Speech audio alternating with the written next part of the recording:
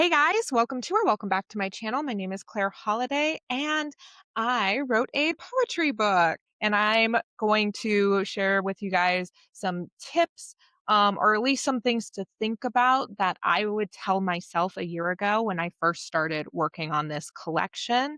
I'm going to be talking about poetry, giving poetry tips, showing progress, doing a cover reveal in the book launch within the next few months in the midst of working with a graphic designer who specializes in poetry books. So I don't have too much to show or tell you guys about right now, but I will tell you about the title is The Psalms of the Lilith. Very exciting. And I can't wait to tell you guys more about it. But for now, I wanted to get into these tips and tricks regarding poetry. Well, not really tricks, but just some things to consider, some things that would have helped me while working on this collection. So, first and foremost, read and consume more poetry. There's so many different types of poems that you can consume, right?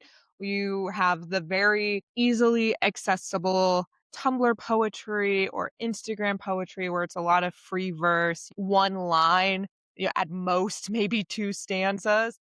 And then you can go way back to the ancient Greeks and Beowulf, Shakespeare, just epic poetic verse, plenty of different stuff in between, also from different cultures. I kind of named a lot of European stuff, but there's a lot of really beautiful Middle Eastern or Asian poetry. Slam poetry, that's a great one. That's also something that you can see in person. I would also encourage either taking a poetry class or workshop or even watching videos on YouTube. I did all three, and I'm very, very grateful for it because some of it is very easy to pick up, and some of it you really need someone who's smarter than you to parse through what the heck is being talked about. And then once they do, you're like, oh, first off, I did not see that on my first reading. And now you kind of start to have an eye or an ear for that sort of work.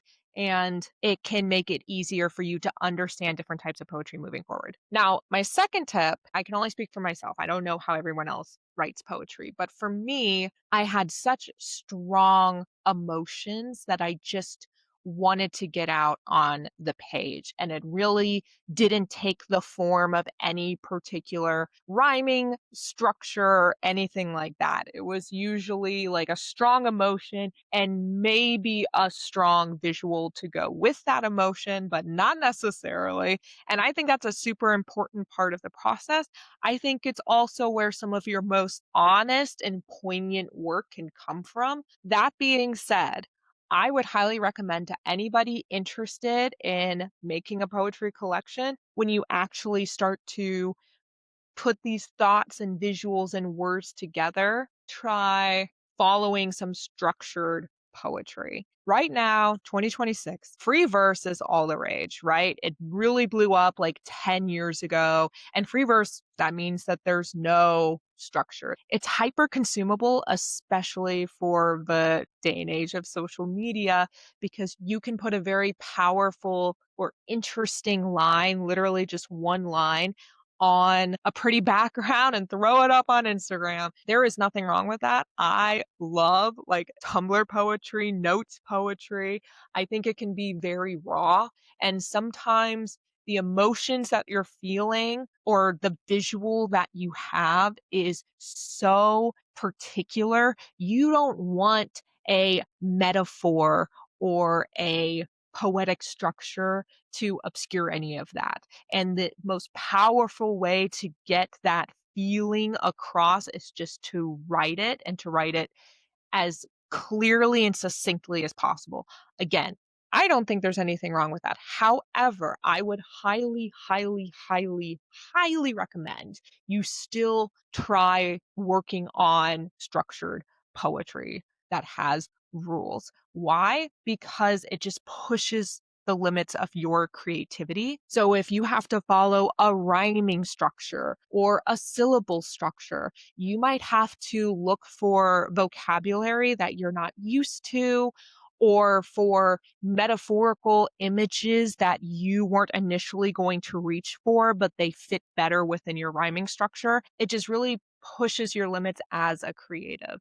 And I think that's one of the most fun and interesting parts of poetry is that it is so creative, but often to reach that next level, to really get past maybe what's obvious or what's easiest for you to express, to really like dig at something that's a little bit more complex or deeper, even within yourself. You might not have thought about it in this way, and then you practice and you're able to extract something that's more beautiful or poignant. But to get there, I find that having those limitations just really pushes your mind into just researching too.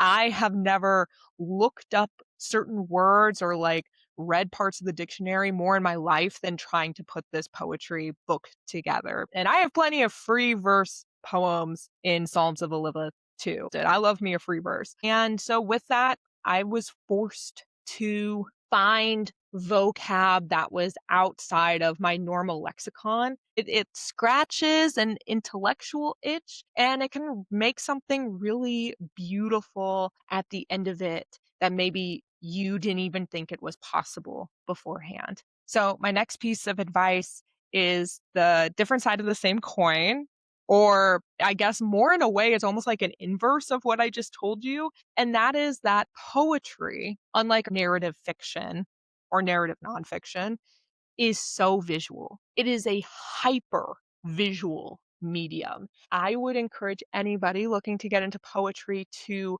keep the visual aspect in mind and not to be afraid to really push the limits of it. I think, much like how free verse has blown up, I think minimalism, in the sense of like what is actually on the page, is also very popular. I think also in part of social media, and it's not at all a bad thing. It has definitely saturated the market, and I think there's so much possibility.